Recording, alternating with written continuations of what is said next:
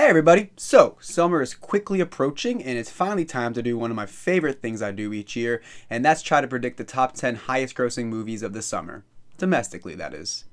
Last year I did it and I didn't do half bad, getting 9 out of the 10 correct, but only getting 2 out of the 10 in the correct order. But I've learned from the mistakes of the past and I'm here to present to you the top 10 highest grossing movies of summer 2022. Alright, so first up, I got Doctor Strange 2. I'm going with Doctor Strange in this top spot because it's pretty much a sequel to the biggest movie of the last 3 years, and everybody who saw Spider-Man saw a trailer to Doctor Strange. This movie also has the surprise factor, the cameo factor, you may call it. You have to go see this movie as fast as possible because you have no idea who's about to show up, and you don't want spoilers, and spoilers go around quick on the internet, so you gotta go see it opening weekend. Not to mention, obviously, this is Marvel. This is Marvel's big movie to kick off the summer. It's going to have at least 3 weeks of being number one. And Sam Raimi's directing it. So, pretty much everyone who likes these type of comic book movies, they probably love Sam Raimi from the original Spider-Man trilogy. So you're going to get a lot of people wanting to see this movie. I foresee it getting pretty good word of mouth. And that just makes me think it's going to run the month of May. And it's going to end up being the number one movie of the summer. Alright, next up is Thor: Love and Thunder. Thor is going to be fucking huge. Thor is a legacy character at this point. Natalie Portman is back. People love Taika Waititi and Taika Waititi doing Thor, so we got a lot of excitement there. You also got the Guardians of the Galaxy in this, so it's pretty much like the cosmic MCU's Doctor Strange. It's going to be a fucking clusterfuck of every character you love in space. This movie is going to be damn big. I do think it's going to be a little bit less than Doctor Strange, just because for the reasons I said above, Doctor Strange has the cameo factor. It's coming right off of Spider-Man, the biggest movie of the last 3 years. But, Thor is absolutely going to dominate the second half of this summer. Alright, so in the number 3 spot, I have Jurassic World Dominion. Jurassic World 3 has been a long time coming. It's been 4 years since the last one, and to be honest, I really hated Jurassic World Fallen Kingdom. But I can't lie, even though I hated that last one, maybe it's a good thing it's been 4 years since it, because I have hype for this movie still, and I'm still going to see it opening weekend. Who doesn't love seeing dinosaurs destroy things? And the original cast is coming back, and I think that's just going to make for great word of mouth. I think with that original cast returning, if this movie is, pretty enjoyable, it could probably have the best reception out of any of the Jurassic World movies. And I really hope this movie is good too, honestly, because I want Colin Trevorrow to have a fuck you to Lucasfilm and Kathleen Kennedy for firing him, and then making that piece of shit Rise of Skywalker. So I want this movie to succeed as well. Alright, so next is Lightyear, and Lightyear is interesting. It's the first Pixar movie back in theaters since Onward, and even Onward barely made any money because the lockdowns happened pretty much a week later. So this is the first Pixar movie with a proper theatrical run since Toy Story 4. The Toy Story IP is just so massive, and Pixar always has a big movie of the summer when, they market it properly and it's a franchise people care about. So I really believe in this movie, and, I'm actually seeing some people doubt it, and I can't lie, there's been times when I was doubting it too, because honestly, I love Toy Story 1 through 3, but 4 was just not up for par with me. Really did not like 4.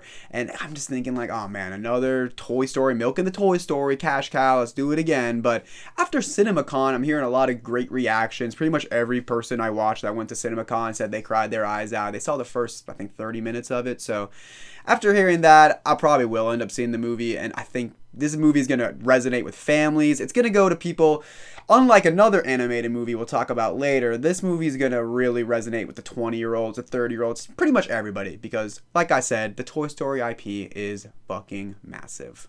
Alright, so now to round out the top 5, I have Minions: The Rise of Gru. Yeah, Minions 2. These little fuckers are back. And to be completely honest with you, I've had a little bit of a gut feeling this might not perform like the other Despicable Me movies have. I mean, it's been 7 years since that original Minions movie, and it's been 5 years since the last Despicable Me movie.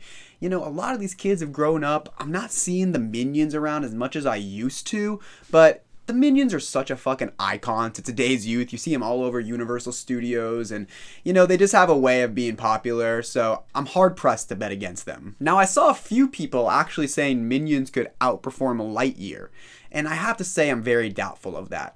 Lightyear, like I said before, is a lot of people are going to go see it. People my age in their 20s are going to go see it. Families are going to go see it with their young kids.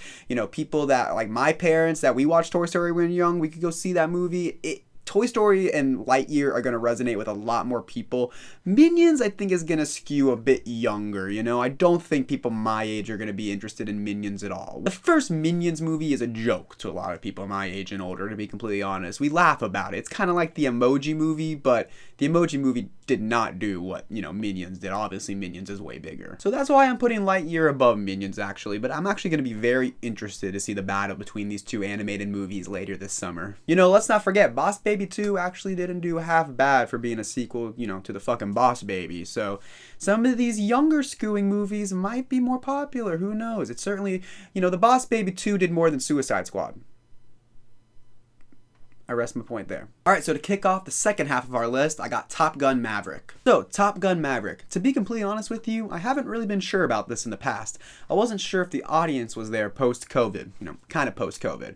But after getting great reactions at a CinemaCon, I think this movie is going to have really good word of mouth. I also think you're going to want to see this in the biggest screen possible with the best sound, so it's going to have that Dolby IMAX factor, which is going to help jack up that gross ever so slightly. So, it's not going to be some giant breakaway hit or anything, but I think enough people are going to be interested in enough to land that at the number 6 spot. Also, Paramount's having a really damn good year, so I'm kind of rooted for them. Alright, so in my number 7 spot, I have Jordan Peele's Nope. Nope is a movie that I really don't know anything about. I don't know who's starring in it, I haven't seen any trailers, I haven't read anything about it. I don't know anything about this movie, and I want to keep it that way. I like not knowing anything. So, I can't give much insight on this movie, but I do know it's Jordan Peele, and Jordan Peele's name is huge. It's also huge with young people, and that's the people that are going back to the movie theaters right now. This movie also comes out right at the end of the summer, with not many movies coming out after it, so it could really dominate this end of the summer and have some great legs. Alright, so in my number 8 spot, I have Bullet Train. So, Morbius aside, which still made some money, Sony's been taking a lot of wins this last year, and I'm pretty hard-pressed to bet against them. I could potentially see this going the way of Bad Times at the El Royale and just kind of flopping, but, it coming out right at the end of the summer, like I was saying about Nope. This actually comes out a week after Nope, so really nothing after Bullet Train is coming out. This is the last bigger movie of the summer, so, if this movie catches on with word of mouth, I could see Nope and Bullet Train just owning August. Taking a chance on this one, but I'm leaving it at number 8. At number 9, I have Baz Luhrmann's Elvis. The trailer to Elvis has slightly less views than the trailer to Bullet Train, and that surprised me and it had me thinking till I remembered that Rocket Man barely made it into the top 10 the summer that it came out. And I would honestly say that Elton John has more appeal to the movie-going audience, that younger crowd, than Elvis does. Elvis is obviously an icon. I don't want to bring any disrespect to him, but I do think that Elton John has more appeal, and Queen even more than that. The Elvis fan base, or the Elvis stans, as they like to go by, I think might just be skewing a little older and aren't the people that are returning to theaters right now. That being said, Baz Luhrmann is obviously a known director. This has Tom Hanks in it, and Tom Hanks, he's a huge draw to people, so this could pop off, and I could be completely wrong, but for right now, I'm leaving it in the number 9 spot. Alright, so for my last spot, I was very torn between two movies, those being Downton Abbey and Bob's Burgers. Downton Abbey is releasing in mid-May, while Bob's Burgers is coming out a week later. But in the end of the day, I decided to go with Bob's Burgers. While Downton Abbey did very well for the year that it came out, I'm just afraid that, like I've been saying a couple times, that audience is way older skewing, and I just don't think they're going back to the theaters right now. Where Bob's Burgers is no Simpsons or Family Guy, but I have quite a bit of friends that like it, so I think that younger audience is more interested in Bob's Burgers. I'm not a watcher of the show, and honestly I thought the trailers haven't looked very good at all, but if the movie ends up being good and all the Bob's Burgers fans are telling each other to go watch it, I think it's going to just slightly make more than Downton Abbey and make it at that number 10 spot. Alright, well there you have it. That's my prediction for the top 10 highest grossing movies of summer 2022. Alright, so just to recap since it's a long video.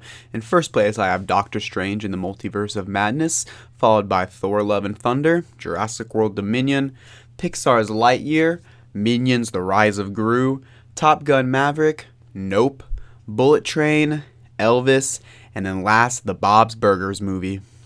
There's always some surprises like Suicide Squad completely flopping, or Free Guy and Crazy Rich Asians just blowing up, movies you would never expect. So it's going to be fun to come back next year and see what I got right and what I got wrong. But until then, I hope you guys have a great summer. I hope you guys go see lots of these movies, and I hope you enjoy a lot of them too. See ya!